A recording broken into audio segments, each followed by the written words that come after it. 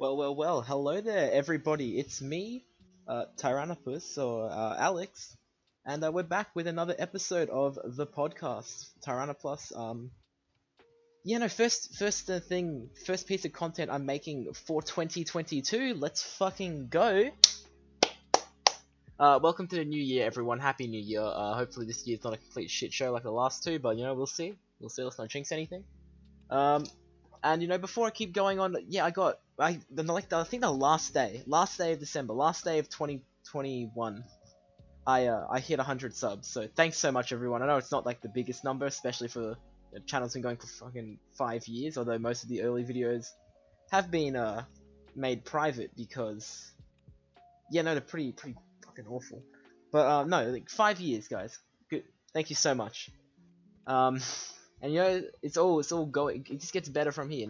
The newer the content is that I've made, uh, the better it is. I guess that's just how it is. I haven't peaked yet. At least I hope I haven't peaked yet. Um. So yeah. So in this we're gonna be talking about what I have planned for 100 sub special. What I got planned for year 6 of Tyrannapus. What I got other stuff for the future, and this New Year shit. So we'll get started with the New Year shit. Oh god, okay, I'm not one for making like New Year's resolutions, or I'm just not one for making goals ever. But here I'm gonna do it now. So I hope this year I can really achieve, not just achieve shit with the channel. I can actually put effort into it again and not just abandon it for 5 months, pump out like 50 videos in a week and then not touch it again for another year. That's like a slight exaggeration. It's basically what I do. So hopefully I don't just continue that cycle, and I bet in the next 2 weeks that cycle is going to continue, but let's not go there. Got school, do stuff with friends, finally get out of the house after spending so long in lockdown. There's lots where I can go, and I mean, this is mainly because I have to do it for a class, but I do plan on making like a full, about 8-minute long short film this year. So yeah, just wait until that comes out, and hopefully that'll be fun. Something interesting. I'm gonna try and make it scary, and if he has time and if he can, no pressure on him, of course. This is just something we've been discussing privately. But Yojo Summer might help me with the soundtrack for that. So you hear his music in the podcast, but it'd be really cool if he can do that. Obviously up to him, but we'll see. It'll happen when it happens. So yeah, 100 sub special.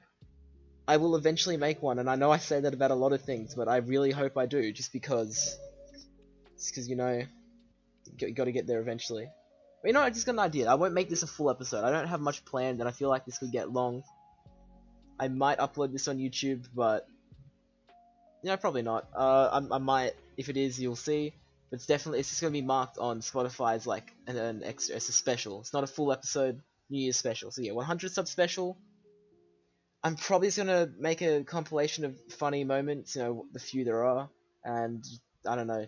That takes time. And on my PC, Movavi's really shit for editing. On my laptop, I got Adobe because school. But then Premiere Pro really just kills my laptop from the inside out. So. I struggled to edit the 60-second short film on my channel. That was through Premiere Pro on my laptop, and I struggled with that. So we'll see. We'll see what happens. Hopefully it turns out well. It's gonna be great. I did have other stuff, so this is gonna be a short episode. So because it's short, I can shoehorn movies back in, just to piss off everybody that's sick of me talking about movies. Except I forgot to get it set up this time. Well, shit. We'll get there. We'll get there when we get there.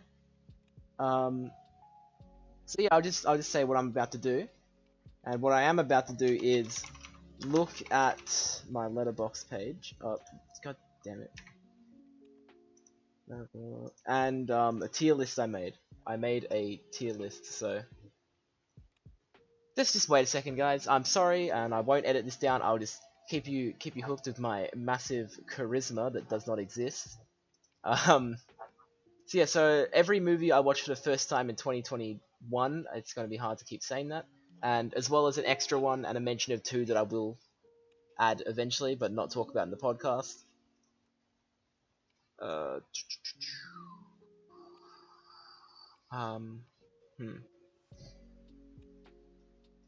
Very sorry, very sorry. So like basically this isn't just movies that came out this year because you know I haven't seen them all. It's about just anything I watched for the first time. Okay, it's on its way to working. Uh, as well as an extra one. Why is it gotta?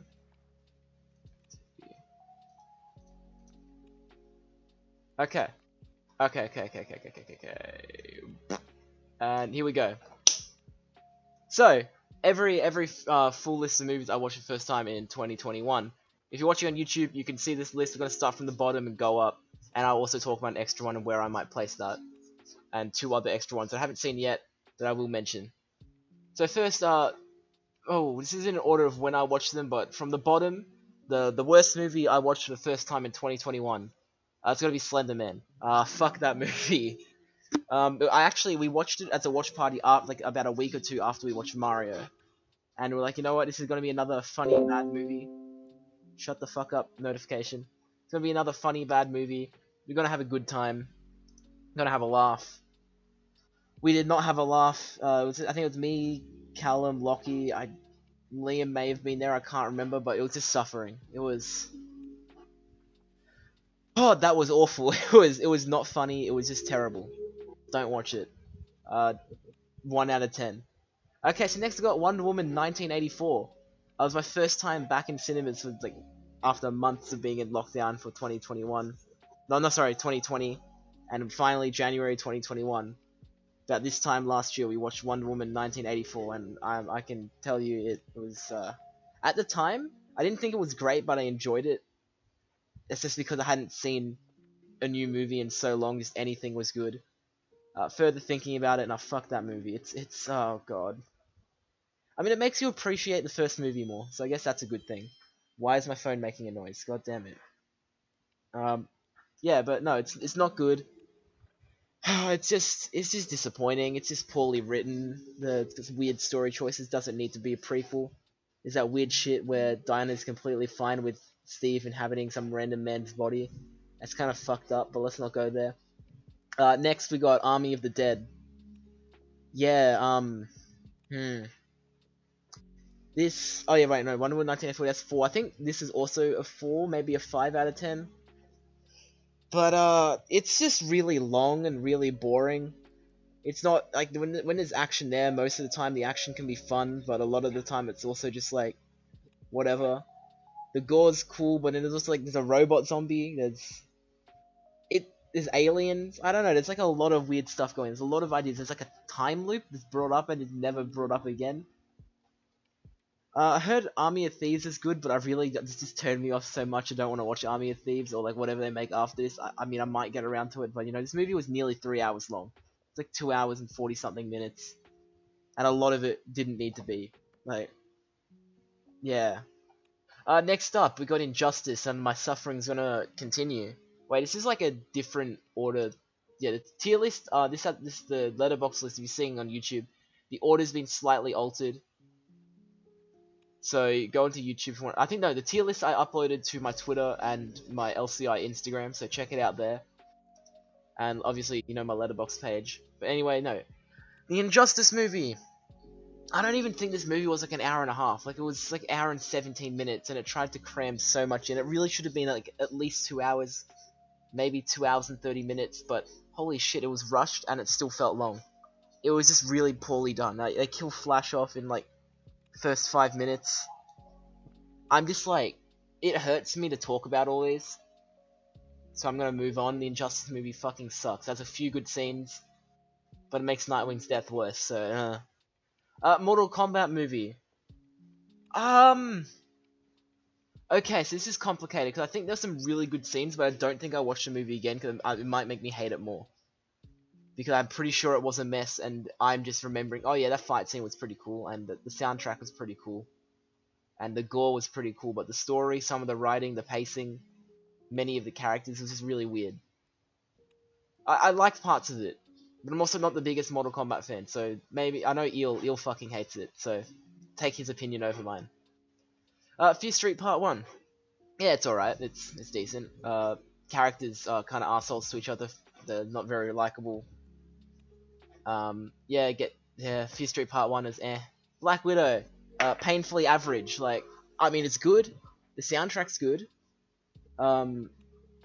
Yelena's a great character, and some of the action scenes are cool, and that's about it. This movie came out too late. It's really boring. It's like a missed opportunity, and there's just so much that went wrong with it. It's just an average movie, and that's why I hate it. So, Fear Street Part 3, a big step up from Part 1. We'll get to Part 2 later, but Part 3, it was enjoyable. It was good.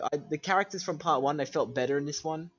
There was a killer fight scene where just 3 of the slasher killers is fighting each other. That was cool. The prequel scenes that took up most of it. Funny thing is, a lot of the criticisms for this movie come from the bad Irish accents. Funny thing is, I didn't even know it was an Irish accent, so that says a lot about them, but, you know, it's still enjoyable for the most part, you know? Twist was a bit weird, but, you know, it was still good, I guess. The Crucible movie. I don't know, I'm in the minority of not liking the play that much, so I thought the movie was okay as well. That's about it. Guns Akimbo. It's just dumb fun. It's not the best dumb fun. It's got a lot of issues that weigh it down. I also found out like a day ago that the director's kind of shitty person. That sucks, but I already watched the movie too late for that.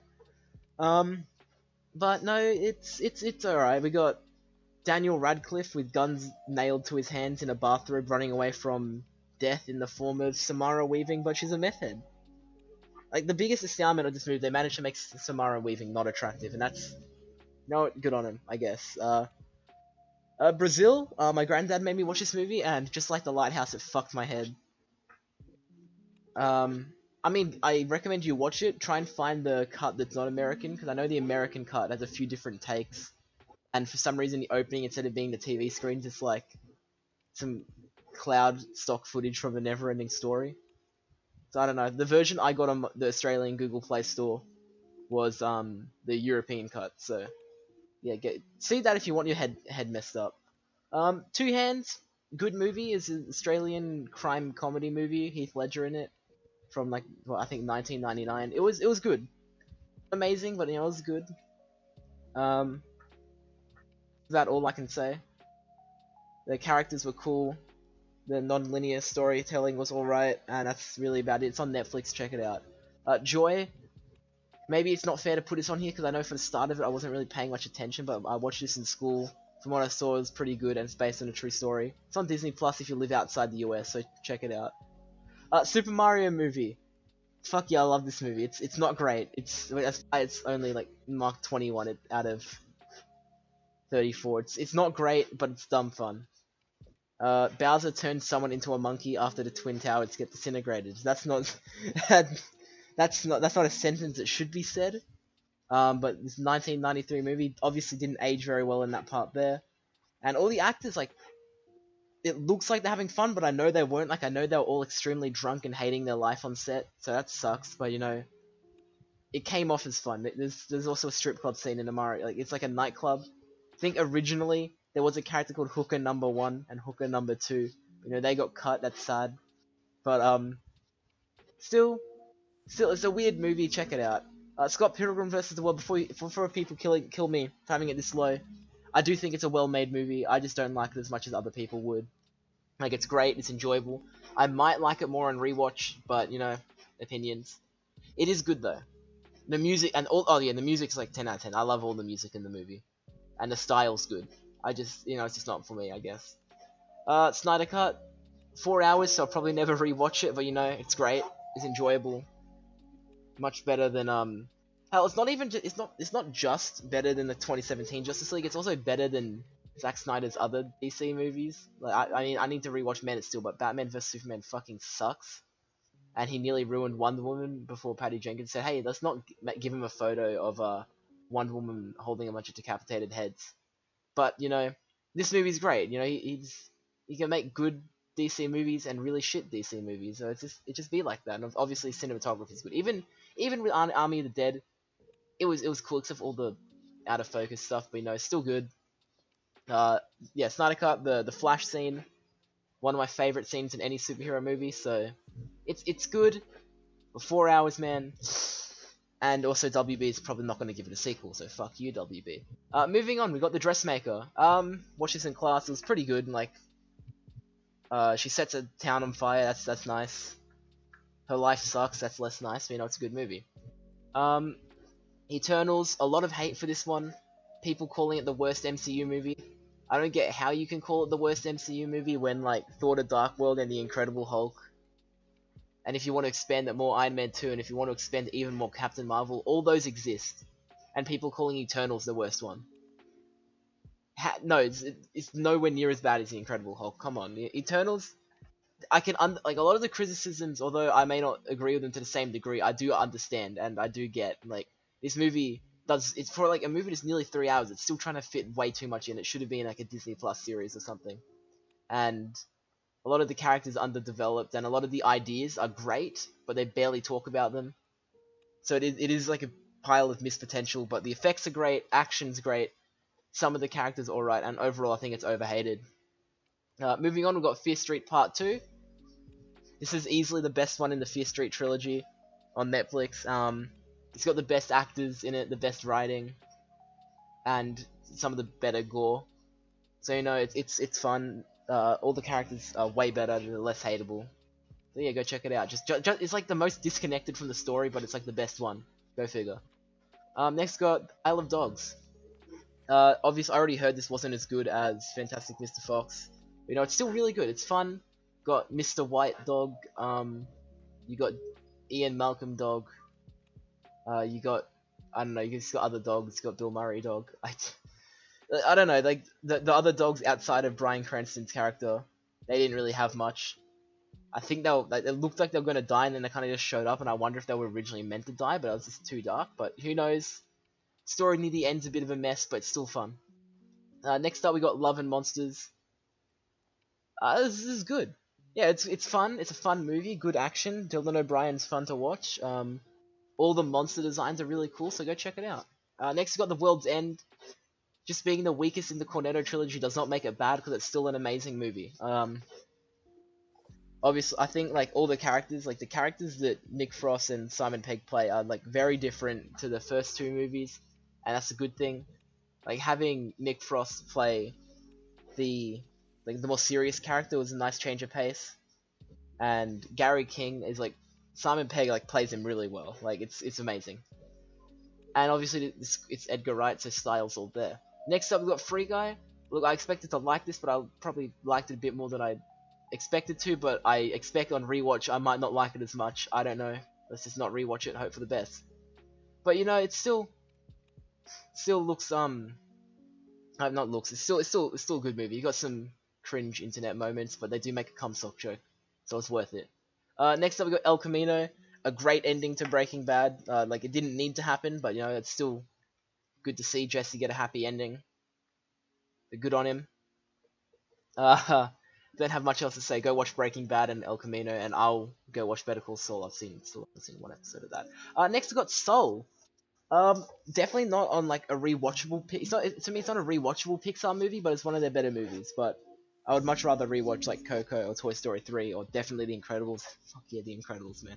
But like Soul, still great story, great music, all that. Next we got Shangshi, Legend of the Ten Rings. Good action. I think it second half, like near the end, it gets less good, but still great. It's one of the better MCU origin stories. Next we got Demon Slayer, Mugen Train. Very good. The whole movie's like a moving painting that's also like a continuous action scene, and it looks stunning, and the music's great. Took me way too long to watch Demon Slayer. Don't be like me. Watch it now. And next we got Get Out, which I watched like a few days before the year ended. I had to watch it for school, as I said in the previous podcast episodes. And yeah, it's great. I love it. I already knew what happened, so nothing was a surprise. I'd already watched like videos analyzing the movie, but I just hadn't seen it for myself, and it was still scared me at times as well. So that's a good movie. Next I've got Shaun of the Dead. Very funny, very sad. Good horror comedy. I love me a horror comedy, and also like Edgar Wright. All the characters are good. The main three are good, and the ending's really good. I don't know what else to say. It's good. Cornetto trilogy. Next got 10 Cloverfield Lane. Yeah, no, it's tense. I gotta watch the other Cloverfield movie. I say that because I don't want to watch Cloverfield Paradox. Heard terrible things about it, but 10 Cloverfield Lane looks great. I mean, it is great. It is tense for like a non horror movie that was still like not gory or anything. It's still really scary, so that's good. Next got Last Night in Soho, a movie that released this year, and yeah, no, it's very good. I love it a lot. A lot of people don't like it. A lot of people really don't like it, but yeah, fuck you. It's a great movie. Next we got The Suicide Squad. The fact that Conjuring 3 made more money than The Suicide Squad, but let's not go there. Suicide Squad's very great. Great action, great effects, great characters, great comedy, great gore. The nightclub scene's good. They're great. They're all friends. Polka Dot Man sees his mum all the time. Very funny. Go watch a movie. And then we got Hot Fuzz, my favorite Edgar Wright movie. It's amazing. Go watch it if you haven't. Like, you're really missing out if you haven't seen Hot Fuzz or just the Cornetto trilogy in general. But Hot Fuzz it's a great action movie, a great satire, it's a great cop movie. It's great everything. Just go watch it. I mean, it's not 10 out of 10 because I do think enjoyment levels. I don't know. Maybe if I watch it a third time, I might boost it up to a 10. Next, of course, we got No Way Home. I won't spoil it, but holy fuck, this movie is amazing. It's probably my second favorite movie of all time now, and definitely more deserving than my favorite movie of all time. Remember, check my Letterboxd page for that. But No Way Home's great. Definitely check it out. The ending's great. The characters are great. The returning villains are great. Willem Dafoe fucking kills it. But yeah, no, check it out. And before I end this, because this is actually going longer than I thought it would, we have a movie I watched yesterday. We got Tick Tick Boom. Yeah, and I gave that like an 8 out of 10, and it would have been marked like pretty highly on like the overall list. And I will add it. Let me think. Maybe in between Shaun of the Dead and Get Out. Maybe I'll put or no. Maybe between Get Out and or Demon Slayer and Shangshi maybe. Maybe in between there, I would put Tick Tick Boom. I'm not normally someone who watches musicals, but it was great. It's also based on a true story. All the acting's good. I feel like the second half, it definitely gets better. But no, it had a moment near the end, like middle end, that hit me like emotionally pretty hard. So yeah, that's why it's 8 out of 10. So you know, thanks for dropping into the podcast. I will keep this a shorter episode. It's the mini episode, so it won't be marked. It's nothing important happens here. It's just like, 2021's over. We've got 2022 now. And yeah, I will add to the Letterboxd list. I'll add Tick Tick Boom, and I'll also add, when I eventually see them, Ghostbusters 3 and The King's Man. Ghostbusters 3 only just came out here in Australia, and King's Man comes out in a few days. So, I'll get around to them. I won't talk about them in the podcast, probably. But, see you around. I'll work on the 100 sub special. I'll work on a lot of things, and, it's 2022. Everyone, just try and be your best selves. Get out more. Meet new people. Finally ask whoever you want to ask out somewhere if you're in that situation. Just live your best life, guys. Thanks for watching. Have a good one.